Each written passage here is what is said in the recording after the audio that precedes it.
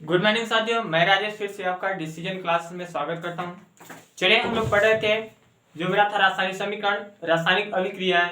वो मेरा पहला चैप्टर था जो समाप्त हो गया है। अब हम लोग देखेंगे जो मेरा दूसरा चैप्टर है, ये आपका है अम्ल क्षार एवं लवण। तो इसमें है जो अम्ल क्षार लवण, देखेंगे कि जो अम्ल होते हैं, क्षार होते हैं, ये किस प्रकार से क्रिया करके क्या बनाते हैं। तो आप जानते हैं कि जो मेरा अम्ल होता है और जो क्षार होता है, पहले इसकी प्रकृति के बारे में देख लेते हैं कि जो अम्ल होता है ये किस प्रकार से होता है, क्षार होता है ये कैसे होता है। तो जो मेरा क्षार होता है, आप जानते हैं क्षार और अम्ल दोनों में क्या अंतर है। अम्ल क्या होता है, अगर अम्ल की बात करते हैं तो अम्ल के जो वैल्यू होता है, पीएच वैल्यू होता है, वो क्या होता है, क्षार की वैल्यू से कम होता है। अगर हम क्षार की वैल्यू देखते हैं तो क्षार की वैल्यू क्या होता है, अम्ल की वैल्यू से अधिक होता है। तो अम्ल क्या होता है, जब क्षार और अम्ल आपस में क्रिया करके क्या बनाते हैं, लवण प्लस जल का निर्माण करते हैं। तो इसमें देखते हैं कि अगर मानते हैं कि जैसे अगर पीएच पैमाना हम देखें तो पीएच पैमाना जो मेरा है ये 7 होता है। 7 पीएच पैमाना क्या होता है, आप जानते हैं कि क्या होता है, उदासीन होता है। उदासीन जिसका जल का पीएच वैल्यू क्या होता है, 7 होता है। तो अब यहाँ पे हम देखेंगे कि जो मेरा अम्ल होता है और क्षार होता है, ये किस प्रकार से यहाँ पर इसके पीएच वैल्यू होता है, ये क्षार है। तो देखिए जो अम्ल होता है और जो क्षार होते हैं, अगर हम बात करते हैं जो क्षार होते हैं, अम्ल होते हैं, क्षार का स्वाद क्या होता है और इसके बाद अम्ल का स्वाद क्या होता है। आप जानते हैं कि जो मेरा अम्ल होता है इसका स्वाद खट्टा होता है, जो क्षार होता है हल्का कसैला होता है। अब इसमें देखेंगे कि जो इसकी पीएच वैल्यू होती है, अम्ल की पीएच वैल्यू क्या होगी और क्षार की पीएच वैल्यू क्या होगी। अगर हम अम्ल की वैल्यू पीएच वैल्यू देखते हैं तो क्या होगा, यहाँ से 6 5 4 3 2 1। अगर हम क्षार की वैल्यू पीएच देखें, क्षार का पीएच मान क्या होगा, तो 7 8 9 10 11। तो इसमें आप देख रहे हैं कि अगर हम अम्ल की बात करते हैं तो अम्ल का वैल्यू पीएच वैल्यू क्या होता है, 7 से कम होता है। जिसका पीएच वैल्यू क्या हो, 7 से कम हो, वो मेरा क्या होगा, अम्लीय होगा। और जिसका पीएच वैल्यू 7 से क्या होगा, अधिक होगा, वह मेरा क्या होगा, क्षारी होगा। अब इसमें देखना है कि किस प्रकार से वहां पे क्षार बन जा रहा है, किस प्रकार से अम्ल बन जा रहा है। तो देखिए जिसका वैल्यू पीएच, जिसका मान, जिस वैल्यू पीएच मान क्या हो, अगर 7 से कम होगा तो मेरा अम्लीय होगा, और जिसका पीएच मान 7 से अधिक होगा वह क्या होगा, क्षारी होगा। तो क्या अगर हम इसमें बात करें तो जैसे जो मेरा अम्ल है, अम्ल की अगर हम बात करते हैं, जैसे जल का पीएच वैल्यू क्या होता है, दूध का पीएच वैल्यू, नींबू का पीएच वैल्यू। तो नींबू का पीएच वैल्यू क्या होता है, 2.2 होता है। जल का पीएच वैल्यू क्या होता है, 7 होता है। वर्षा जल का पीएच वैल्यू क्या होता है, 6 दशमलव कुछ होता है, 6.4 कुछ होता है। तो इस प्रकार से यहाँ पर क्या है कि जो मेरे अम्लीय होंगे, जो मेरा अम्लीय होता है, अम्लीय पीएच, अम्लीय मूलक होंगे, अम्लीय मूलक का पीएच वैल्यू क्या होता है, हमेशा 7 से कम होता है। और जो क्षारीय मूलक होंगे उसका वैल्यू हमेशा 7 से अधिक होगा। तो देखिए अगर यहाँ पे हम ये बात करते हैं कि जैसे अगर इसमें जब हम बात करें, मतलब जैसे ये दिया है 6 7 5, ये दिया है सर, क्या अम्ल की पीएच वैल्यू घट रही है। तो अगर हम बात करें तो क्या इधर क्षार का वैल्यू, जैसे अगर हम ये बात करें कि जो मेरा क्षार होगा, अगर अम्ल की तरफ क्षार आएगा तो इधर क्या होगा, क्षार की वैल्यू बढ़ेगी या घटेगी। तो इसमें क्या होगा, अगर इधर साइड में आएंगे अम्ल की तरफ अगर क्षार को लेके आएंगे तो क्षार का वैल्यू क्या होगा, इधर से घटना स्टार्ट हो जाएगा। क्यों, क्योंकि अगर हम ये देखें तो इधर 8 पर क्या है, क्षार अगर 8 9 10 इधर जा रहे थे, क्षार की वैल्यू क्या बढ़ रही है। लेकिन हम अगर इधर साइड में आएंगे तो क्या होगा, क्षार का वैल्यू घटना शुरू हो जाएगा। अगर हम इधर क्या होगा, क्षार का मान कम होगा, और अगर हम इधर देखें तो अम्ल का मान क्या होगा, कम होगा। अब देखिए कि अगर हम क्षार को, ये क्षार मेरा है, अगर हम क्षार को अम्ल की तरफ ले आएंगे तो अम्ल का उधर क्या होगा, क्षार की वैल्यू पीएच वैल्यू क्या होगा, कम होगा। अगर हम अम्ल को क्षार के साइड में ले जाएंगे, अगर ये कह सकते हैं कि जब अम्ल का पीएच वैल्यू बढ़ाएंगे तो क्या होगा, क्षारीय विलयन में उसका मान क्या होगा, कम होगा। अगर क्षार का पीएच वैल्यू घटाएंगे तो उसका क्या होगा, क्षार का मान वहां पे कम होगा। यही है कि क्षार का मान ये पूछता है कि कब किधर क्षार का मान बढ़ेगा किधर घटेगा। तो अम्ल का अगर मान होगा, जब यहाँ पे क्षारीय विलयन क्या होगा, पीएच वैल्यू इसमें कम होगा, जैसे ही उसकी पीएच वैल्यू कम होगा तो वहां पे क्या होगा, क्षार का मान कम होगा, क्षार का मान घटेगा। यदि अम्ल का पीएच वैल्यू 7 से अधिक है तो वहां पर क्या होगा, अम्ल का मान कम होगा।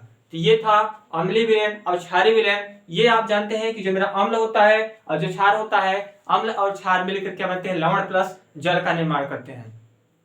तो देखिए हम देखते हैं कि किस प्रकार से मेरा इसमें जो क्षारीय विलयन होता है, अम्लीय विलयन होता है, ये दोनों आपस में क्रिया करके किसका निर्माण करते हैं। तो क्षारीय विलयन, क्षार और अम्ल दोनों आपस में क्रिया करके लवण प्लस जल का निर्माण करते हैं।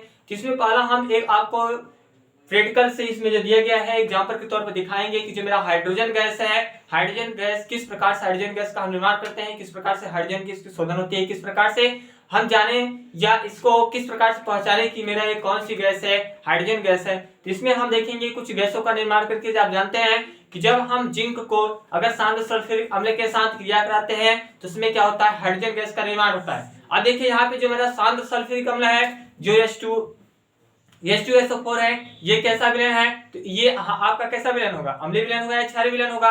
फिर इसके बाद इसमें क्या करेंगे, जैसे हम धातुओं के साथ क्रिया करेंगे, अम्ल को अगर हम धातुओं के साथ क्रिया कराएंगे तो इसमें क्या बनेगा मेरा, इसमें आपका हाइड्रोजन गैस का भी निर्माण होगा। तो चलिए देखते हैं उसका एग्जाम्पल।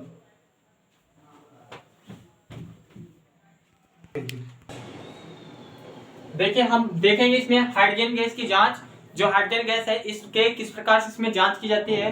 तो देखिए सबसे पहले हम क्या करेंगे, इसमें सबसे पहले क्या काम कर लेंगे, एक स्टैंड लेंगे, एक स्टैंड में क्या करेंगे, इस परख नली को लगा देंगे।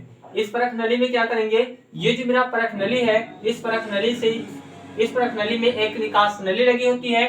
जो यह निकास नली है, ये गैस, ये क्या है, जार है। इस जार में क्या है, साबुन के घोल को घोला गया है और इस निकास नली को उस साबुन के घोल में डुबो दिया गया है। ये पूरी तरह से क्या है, इसके अंदर डुबा हुआ है।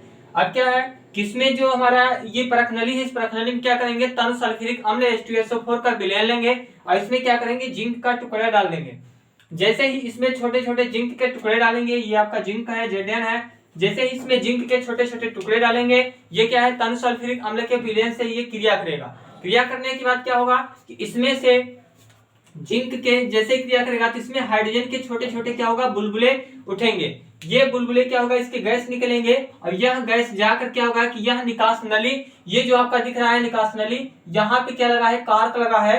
कार्क मतलब होता है रबड़ का ढक्कन। इसको क्या करेंगे, रबड़ के ढक्कन से इस परख नली को पूरी तरह से बंद कर देंगे जिससे कि ये बाहर इसके गैस न निकले। अब उस गैस को हम क्या करेंगे, एक निकास नली के माध्यम से उसमें प्रवाहित करेंगे और इसके बाद यह जो निकास नली लगा होगा, यह साबुन के घोल से एक गैस जार है, ये कह सकते हैं जार है, इस जार में साबुन का घोल है, उससे यहाँ जुड़ा होता है। अब क्या होगा कि जैसे ही जिंक सल्फ्यूरिक अम्ल और जिंक के छोटे छोटे टुकड़े, सांद्र सल्फ्यूरिक अम्ल, तनु सल्फ्यूरिक अम्ल, इसको बोलते हैं हाइड्रोजन सल्फेट का विलयन है, ये अम्लीय विलयन होता है। तो जब अम्ल धातु के साथ क्रिया करता है, या कह सकते हैं कि धातु जब अम्ल के साथ क्रिया करता है तो लवण प्लस जल का निर्माण करता है। तो अब देखेंगे किसमें क्या होगा कि जब ये धातु तनु सल्फ्यूरिक अम्ल के टुकड़े के साथ धीरे धीरे क्रिया करेगा तो इसमें से क्या होगा, हाइड्रोजन के छोटे छोटे बुलबुले उठेंगे और यह हाइड्रोजन के छोटे छोटे बुलबुले इस निकास नली के माध्यम से ये जो मेरा साबुन के घोल से गैस जार हुआ है, इसमें जाकर क्या होगा, इकट्ठा होगा। और ये जैसे आप देखते हैं, जैसे ही साबुन के घोल में से ये गैस, इसका हाइड्रोजन गैस का निकलेगा तो साबुन की क्या होगा, छोटे छोटे बुलबुले ऊपर उठना शुरू होंगे। तो जैसे ही छोटे छोटे ऊपर से बुलबुले उठेंगे और इसके बाद क्या करेंगे कि ये जो मेरा छोटे छोटे ये बुलबुले दिख रहे हैं, इसमें क्या करेंगे, उसके संपर्क में जैसे ही हम मोमबत्ती ले जाएंगे, जैसे उसके संपर्क में मोमबत्ती ले जाएंगे तो उसमें से क्या होती है, फट की आवाज आती है। तो उसमें जो ये बुलबुले निकल रहे हैं, तो जैसे ही वो फूटता है, गर्म से जैसे ही फूटेगा तो उसमें से फट की आवाज आएगी। इससे यह सिद्ध होता है कि ये जो फट की आवाज आ रही है यह किसकी गैस की है, हाइड्रोजन गैस की है। देखिए जैसे क्या होता है कि आप हाथ में शैम्पू या साबुन लगा लीजिए, इसके बाद जैसे ही आप यहाँ से अगर फूंक मारेंगे तो क्या होगा, छोटे छोटे बुलबुले ऊपर उठते हुए दिखते हैं। तो सेम प्रोसेस यहाँ पर भी है, उसी माध्यम से क्या किया गया है, यहाँ पे हाइड्रोजन गैस की जांच किया गया है। हाइड्रोजन गैस में जांच में हम क्या पाए हैं कि जैसे ही छोटे छोटे बुलबुले में से फट की आवाज आई है, इससे यह सिद्ध हुआ है कि यह जो मेरा हाइड्रोजन गैस है, इसमें से क्या होती है, फट की आवाज आती है इस बुलबुले के माध्यम से। आप देखिए फिर से एक बार देख लेते हैं कि सबसे पहले इसमें क्या करेंगे कि एक स्टैंड लेंगे, स्टैंड में क्या करेंगे, एक परख नली को कस देंगे।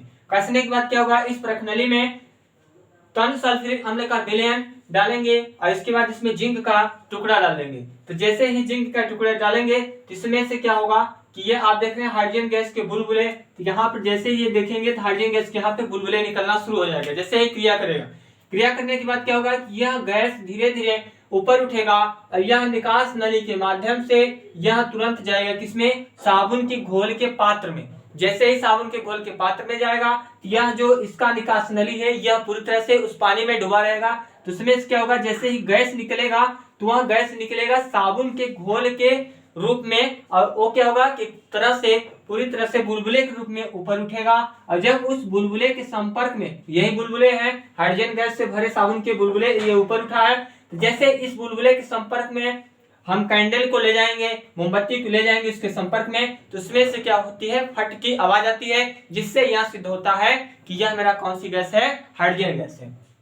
तो देखिए एक बार इसे फिर देख लेते हैं, इसमें क्या है हाइड्रोजन गैस की जांच, किस प्रकार से हाइड्रोजन गैस की जांच करते हैं। तो हाइड्रोजन गैस की जांच करने का एक सरल तरीका यही है कि सबसे पहले क्या लेंगे, जिंक लेंगे, जिंक के टुकड़े लेंगे, और उस जिंक के टुकड़े में सांद्र सल्फ्यूरिक अम्ल हाइड्रोजन सल्फेट, जिसको अम्लीय विलयन कहते हैं, तो अम्लीय विलयन में जब हम धातु के टुकड़े को डालते हैं तो उसमें से क्या होता है, हाइड्रोजन के छोटे छोटे बुलबुले निकलते हैं, और उस बुलबुले को हम क्या करेंगे, निकास नली के माध्यम से साबुन के घोल पात्र में एकत्रित करेंगे। और जैसे ही साबुन के घोल पात्र में एकत्रित होगा तो उसमें से क्या होगा, छोटे छोटे बुलबुले निकलेंगे, और फिर इसके बाद क्या करेंगे, बुलबुले के संपर्क में जैसे ही मोमबत्ती ले जाएंगे तो उसमें क्या होती है, फट की आवाज आती है। तो ये रहा हाइड्रोजन गैस का निर्माण। ये भी पूछा हाइड्रोजन गैस का निर्माण, तो ये है कि जब धातुओं को या अम्ल को धातुओं के साथ क्रिया कराते हैं तो अम्ल लवण प्लस जल का निर्माण होता है।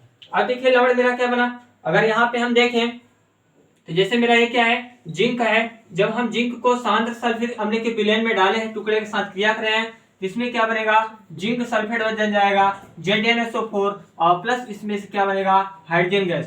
तो अब देखिए इसमें क्या हुआ, यहाँ पे ऑक्सीजन हाइड्रोजन मिलकर क्या बना, जल बना दिया। तो ये मेरा क्या बन गया, लवण।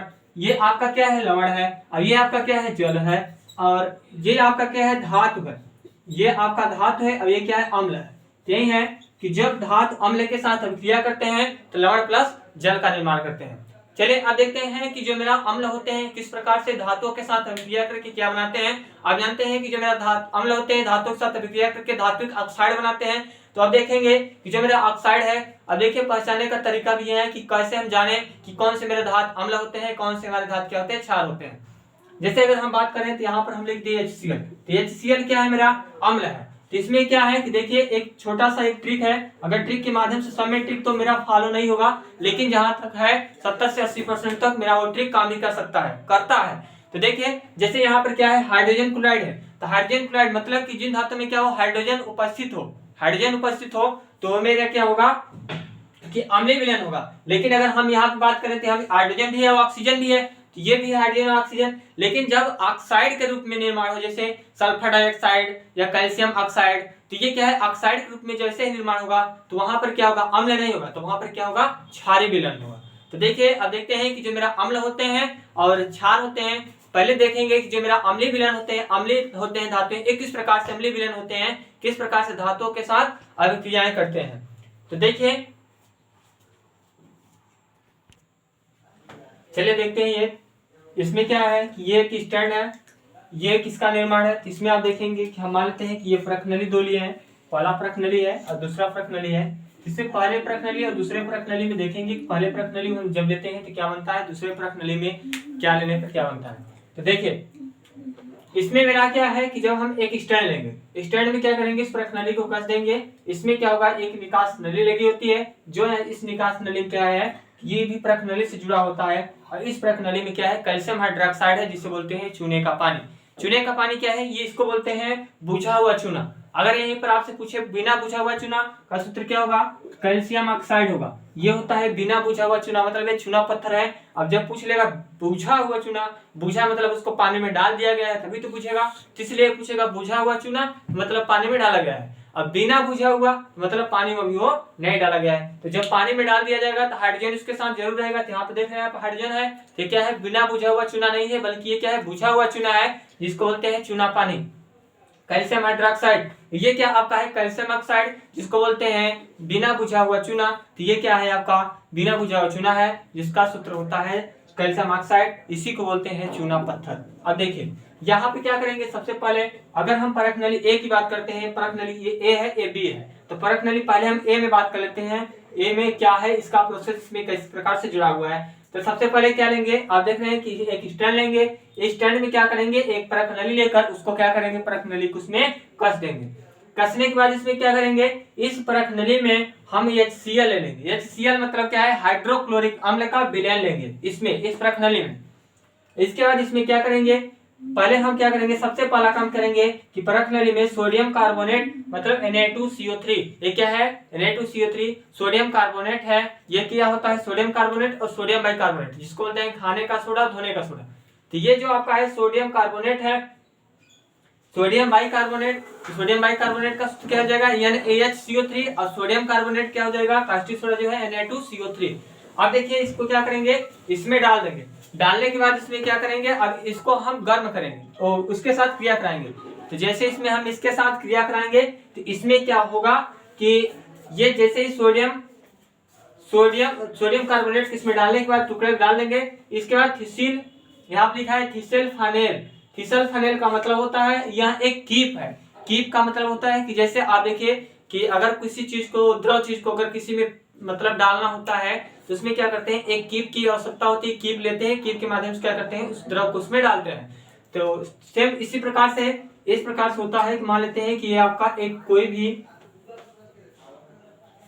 पात्र है, ये है, और इसमें क्या करेंगे, इस प्रकार से कीप लेंगे, कीप के माध्यम से क्या करते हैं, इसमें डालते हैं।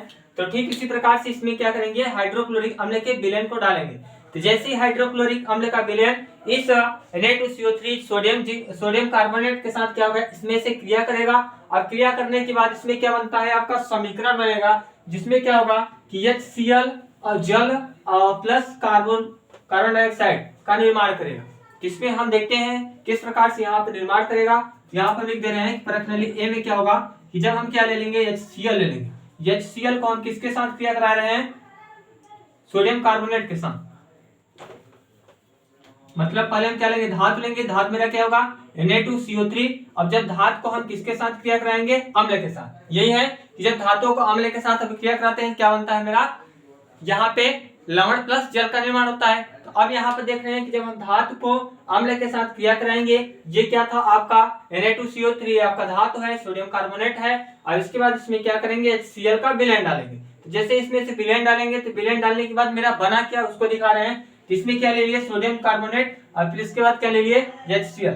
अब देखिए यहाँ पे क्या होगा, इसका विलयन का निर्माण होगा। तो जैसे ही यहाँ पे सोडियम किसके साथ क्रिया करेगा, क्लोरीन के साथ क्या बना लेगा, सोडियम क्लोराइड बना लेगा। अब यहाँ पर सोडियम क्लोराइड क्या बनेगा, इसके बाद यहाँ पे देखेंगे सोडियम क्लोराइड बनेगा और प्लस आपका क्या बनेगा, जल बनेगा और कार्बन डाइऑक्साइड गैस निकलेगा। तो सोडियम क्लोराइड के साथ क्रिया करके क्या बनाएगा, सोडियम क्लोराइड NaCl बना लेगा।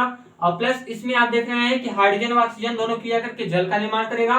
और इसमें क्या होगा, कार्बन डाइऑक्साइड। कार्बन डाइऑक्साइड का फार्मूला अगर हम देखें तो क्या होता है, CO2 होता है। और कार्बन मोनोऑक्साइड का फार्मूला क्या होगा, CO होगा। तो यहाँ पे लिख देंगे कार्बन डाइऑक्साइड गैस निकलेगा, तो इसमें क्या हो जाएगा मेरा CO2। अब देखिए ये मेरा क्या है, अगर हम देखें तो ये मेरा क्या है, धातु है। ये क्या है, धातु है। ये क्या है, आपका अम्ल है। अब देखिए जब धातु अम्ल के साथ क्रिया करता है क्या बनता है, लवण प्लस जल और गैस का भी निर्माण करेगा। तो लवण प्लस जल का निर्माण तो किया है, ये क्या हो गया आपका लवण। अब बात होती है कि लवण किसे कहते हैं, लवण क्या होता है। तो देखिए एक हम आसान शब्दों में समझाना चाहते हैं कि जैसे मान लेते हैं कि आप कोई अवशिष्ट बचा हुआ जो पदार्थ होता है, कुछ चीज आप बनाने के बाद जो मेरा अवशिष्ट होता है, जो बचा हुआ पदार्थ होता है, वही मेरा क्या कहलाता है, एक प्रकार से लवण, जिसे हम पदार्थ के रूप में बदलते हैं। तो क्या होता है, मेरा लवण हो गया। अब देखिए यहाँ पर क्या है कि जब सोडियम कार्बोनेट को HCl के साथ अभिक्रिया करा दिए, इसके साथ हम क्रिया कराएं तो इसमें क्या बना, सोडियम क्लोराइड आपका नमक बनेगा और जल का निर्माण होगा। और इसमें से क्या होगी, कार्बन डाइऑक्साइड गैस का निर्माण होगा। अब इसको हम क्या करेंगे, इसकी हम बैलेंसी को बराबर करते हैं। इसमें आप देख रहे हैं कि बैलेंसी को बराबर करें, सोडियम यहाँ पे 2 है, यहाँ पे सोडियम क्या है आपको 1 दिख रहा है। तो यहाँ पर हम क्या करेंगे, 200 लगा देंगे। तो जैसे ही यहाँ पे हम 2 लगाएंगे, ये देखिए आपका विकारक की ये टोटल उत्पाद है, जगह नहीं इसके सामने लिख देते हैं। अब देखिए यहाँ पे क्या है, सोडियम 2 है, तो यहाँ पे सोडियम आपका 2 हो गया। अब देखिए क्लोरीन यहाँ पर 1 है, लेकिन यहाँ पे अगर देखें क्लोरीन इसका इसमें गुणा होगा तो 2 क्लोरीन होगा। तो यहाँ भी क्या करेंगे, हम 2 लगाएंगे। तो जैसे यहाँ पे 2 लगाएंगे तो हाइड्रोजन कितना हो जाएगा, 2 हाइड्रोजन यहाँ भी, 2 हाइड्रोजन यहाँ भी। क्लोरीन भी आपका 2 हो गया, यहाँ भी क्लोरीन आपका कितना हो गया, 2 हो गया। अब देखिए इसके बाद यहाँ पे आप देख रहे हैं कि जो मेरा ये हाइड्रोजन है 2 है, यहाँ भी हाइड्रोजन 2 है। ऑक्सीजन आपके कितने दिख रहे हैं, तो 1 ऑक्सीजन यहाँ पे है, 2 ऑक्सीजन यहाँ पे है। तो 2 और 1 कितना हुआ, 3 ऑक्सीजन हुआ। तो 3 हुआ। और यहाँ पे अगर हम देखें 2 ऑक्सीजन है तो हम क्या करेंगे, जहां पे 2 लगाएंगे, तो जैसे ही यहाँ पे हाइड्रोजन के पास हम 2 लगाएंगे तो यहाँ पे क्या होगा, हाइड्रोजन कितना हो जाएगा, 4 हो जाएगा। ऑक्सीजन कितना हो गया, 2 यहाँ 2 यहाँ 4 हो गया। लेकिन हाइड्रोजन कितना हुआ 4, तो यहाँ पर क्या लगा देंगे हम 4 लगाएंगे। तो जैसे यहाँ पे 4 लगाएंगे तो 4 हाइड्रोजन यहाँ भी हो जाएगा और 4 हाइड्रोजन यहाँ भी हो गया। अब क्लोरीन आपका कितना हो गया, तो क्लोरीन यहाँ पे आप देख सकते हैं कि एक में जब 4 का गुणा करेंगे 4 क्लोरीन होगा, तो यहाँ भी क्या करेंगे 4 लगा देंगे, तो 4 क्लोरीन हो गया, यहाँ भी 4 क्लोरीन, यहाँ भी 4 हाइड्रोजन, यहाँ भी 2 दूना 4 हाइड्रोजन यहाँ भी। अब देखिए सोडियम कितना हो गया 4, तो यहाँ पे हम क्या लगा देंगे 2, तो जैसे ही 2 लगाएंगे तो इसमें क्या हो जाएगा 2 दूना 4, सोडियम मेरा 4 हो गया। अब कार्बन यहाँ कितना हो जाएगा 1 दूना 2, 2 कार्बन यहाँ भी है, यहाँ पर 1 कार्बन है, तो यहाँ पर क्या करेंगे हम 2 लगाएंगे, तो जैसे ही 2 लगाएंगे तो 2 कार्बन यहाँ भी हो जाएगा और 2 दूना 4 ऑक्सीजन यहाँ भी हो गया। अब 4 ऑक्सीजन और 2 कार्बन, यहाँ पे देखिए 2 दूना 4 और 2 4, 2 दूना 4, 4 ऑक्सीजन इधर भी, 2 दूना 4 और 2 6 ऑक्सीजन इधर होगा। और यहाँ पर कितना हो रहा है, यहाँ पर हम जैसे ही 3 लगाएंगे तो एक ही मेरा बैलेंस ही क्या होगा, जहां पे गड़बड़ हो जाएगी। इसमें हम क्या करेंगे, सबसे पहले अगर हम ये देखें तो इसमें अगर यहाँ पे हम 2 लगा दें, यहाँ पे अगर हम 2 लगा देते हैं और यहाँ पे 2 लगा देते हैं, इसमें आप देखिए 2 यहाँ पर क्या हुआ, 2 मेरा सोडियम, 2 दूना 4 सोडियम हो गया, यहाँ पे 2 ही सोडियम हो रहा है। तो इसमें अगर आप ये देखिए कि मान लेते हैं कि अगर आपकी बैलेंस नहीं बन रही है तो कहीं ना कहीं आपका क्या है, ये समीकरण कहीं गलत हो सकता है। तो इसमें अगर हम देखें तो जो मेरा सोडियम कार्बोनेट का सूत्र होता है Na2CO3, तो Na2CO3 होगा, जबकि हम लिखे क्या है Na2CO2 लिखे हैं, इसलिए मेरा फार्मूला यहाँ पे क्या था, मिस्टेक था, इसलिए बैलेंस नहीं बन रही थी। तो यहाँ पर क्या होगा 3 होगा, जैसे यहाँ पे 3 लगाएंगे तो अब बैलेंस क्या होगी, बन जाएगी। इसमें क्या है 2 सोडियम है, यहाँ भी क्या होगा 2 सोडियम हो गया, यहाँ पे कार्बन आपका 1 है, यहाँ भी कार्बन क्या है 1 है। इसके बाद ऑक्सीजन की बात करते हैं तो ऑक्सीजन यहाँ 2 है, 2 यहाँ 1, यहाँ भी 2 ऑक्सीजन हो गया, 2 और 2 कितना हो गया 4 ऑक्सीजन यहाँ भी हो गया। अब ऑक्सीजन यहाँ देखिए तो यहाँ पे 2 लगाएंगे, जैसे ही 2 लगाएंगे तो यहाँ पर ऑक्सीजन कितना हो जाएगा 6 ऑक्सीजन हो गया, कार्बन कितना है 2, यहाँ पर हम क्या लगा देंगे 2 लगाएंगे, जैसे ही 2 लगाएंगे तो 2 कार्बन तो हो गया, 2 कार्बन यहाँ भी हो गया, और ऑक्सीजन कितना हो गया 2 दूना 4 ऑक्सीजन यहाँ पे और 2 ऑक्सीजन यहाँ पे, तो 4 और 2 कितना हुआ 6 हुआ। अब ऑक्सीजन देखिए यहाँ भी 3 दूना 6। अब सोडियम कितना हो गया 2 दूना 4, तो यहाँ पे सोडियम कितना हो रहा है 2 दूना 4 हो रहा है, तो यहाँ पर हम क्या करेंगे 4 लगा देंगे, जैसे ही 4 लगाएंगे तो सोडियम भी यहाँ पे क्या हो गया 4 हो गया। अब क्लोरीन यहाँ पे कितना है 4, तो यहाँ पर हम क्या लगाएंगे 4 लगाएंगे, तो 4 यहाँ पे लगाएंगे तो 4 हाइड्रोजन भी हो गया, 4 क्लोरीन भी हो गया। इस प्रकार से मेरा ये समीकरण बन गया। अब देखते हैं प्रश्नावली बी। प्रश्नावली बी में क्या होगा कि जब हम सोडियम हाइड्रोजन कार्बोनेट लेंगे NaHCO3, जब सोडियम हाइड्रोकार्बोनेट लेंगे अब किसके साथ क्रिया कराएंगे, अम्लीय विलयन के साथ ही क्रिया कराएंगे, इसके अम्ल के साथ ही क्रिया कराएंगे, तो इसमें मेरा क्या बनेगा। अब देखिए तो इसमें जैसे इसके साथ इसमें क्रिया कराएंगे तो सेम वही बनेगा, इसमें आपका बन जाएगा NaCl बनेगा, जल नमक का निर्माण होगा और प्लस आपका जल बनेगा और इसमें कार्बन डाइऑक्साइड गैस निकलेगा CO2। अब देखिए ये था मेरा प्रश्नावली बी, ये प्रश्नावली ए। प्रश्नावली ए में और बी में अंतर क्या है सिर्फ ये देख लीजिए। प्रश्नावली बी में हम क्या लिए, प्रश्नावली ए में लिए है सोडियम कार्बोनेट लिए है, तो देखिए ये क्या है सोडियम हाइड्रोकार्बोनेट है, खाने का सोडा है NaCO3। अब क्या करेंगे जब इसके साथ हमें Cl मिलाएंगे तो इसमें भी क्या बनेगा नमक बनेगा, जल बनेगा, कार्बन डाइऑक्साइड गैस निकलेगा। अब देखिए मेरा प्रश्नावली बी था, ये प्रश्नावली क्या है ए है, तो जब हम क्या करेंगे सोडियम क्लोराइड इसके साथ क्रिया कराएंगे सोडियम कार्बोनेट के साथ, तब भी मेरा क्या बन रहा है उत्पाद में वही बन रहा है। और जब हम सोडियम हाइड्रोकार्बोनेट के साथ क्रिया कराए हैं तब भी मेरे उत्पाद में वही बन रहा है, तो दोनों क्या है समान है। अब बैलेंस ही बराबर करते हैं, सोडियम यहाँ पे कितना है 1 है, यहाँ पे सोडियम आपको 1 दिख रहा है, यहाँ पे हाइड्रोजन कितना है 1 यहाँ 1 यहाँ, तो 2 हाइड्रोजन है, यहाँ भी 2 हाइड्रोजन आपका दिख रहा है, यहाँ पे कार्बन कितना है 1 है, तो यहाँ भी कार्बन 1 है, जहाँ पे ऑक्सीजन कितने हैं 3 है, तो यहाँ भी ऑक्सीजन 2 और 1 कितने हैं 3 है। तो ये मेरा दोनों रहा समीकरण। अब हम देखते हैं कि जो मेरा अम्ल होता है, अब इसके बारे में हम देखेंगे कि जब हम अगर चूने के पानी को, जब इसको जो चूने का पानी दिया है कैल्शियम हाइड्रोक्साइड, अगर इस कैल्शियम हाइड्रोक्साइड में हम क्या करें कार्बन डाइऑक्साइड गैस के साथ अगर हम क्रिया कराएं तो मेरा क्या बनेगा। तो देखिए जो कार्बन डाइऑक्साइड गैस हमें मिला है, अब इसमें हम क्या करेंगे कि जैसे ही कैल्शियम हाइड्रोक्साइड चूने के पानी के साथ अगर हम कार्बन डाइऑक्साइड गैस प्रोवाइड करेंगे तो मेरा क्या बनेगा।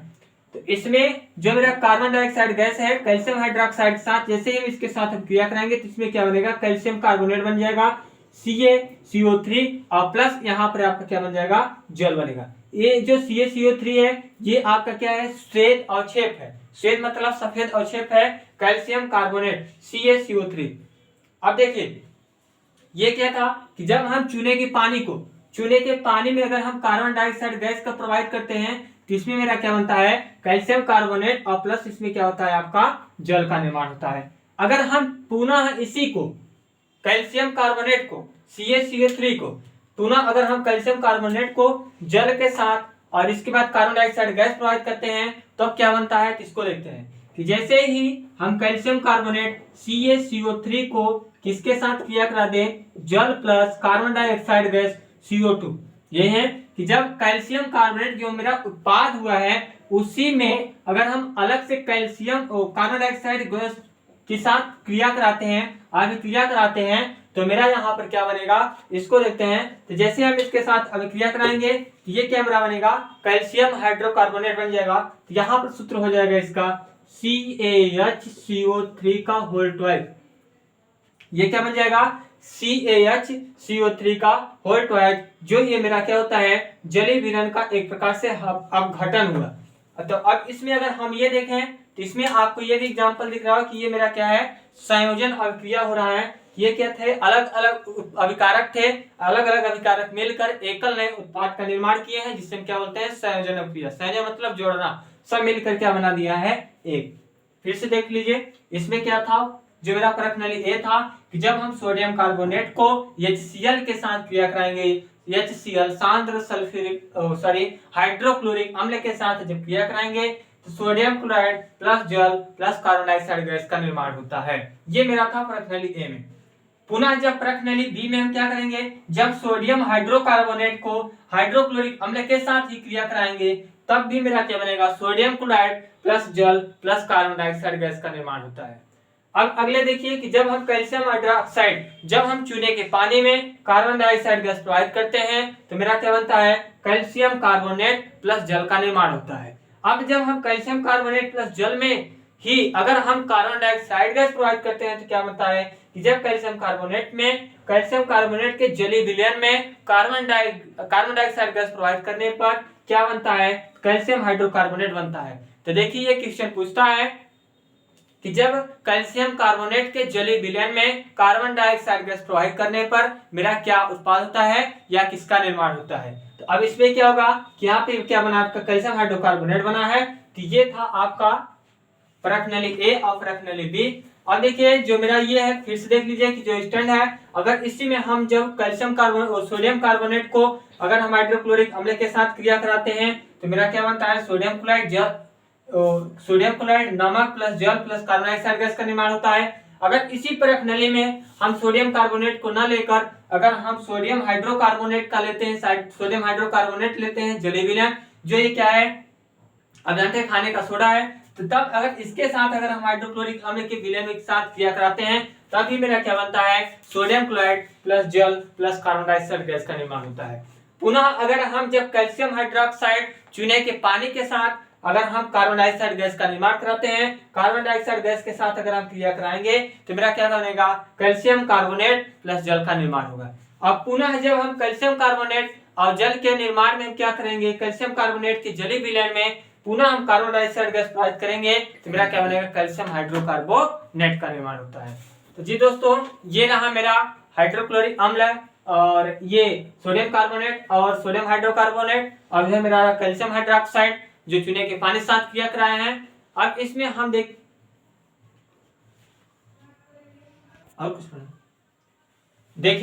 अब इसमें क्या करेंगे, अब हम नेक्स्ट वीडियो में देखेंगे इसके कि ये जो मेरा इसके और देखेंगे कि जो मेरा अम्लीय विलयन होते हैं और क्षारीय विलयन होते हैं, किस प्रकार से अम्ल क्षार के साथ क्रिया करता है कि नहीं क्रिया करता है, और क्रिया अगर कर भी रहा है किस प्रकार से अम्ल क्षार के साथ क्रिया करता है, और क्रिया करने के बाद क्या उत्पाद में क्या बनाता है, तो इसको हम देखेंगे नेक्स्ट वीडियो में देखेंगे।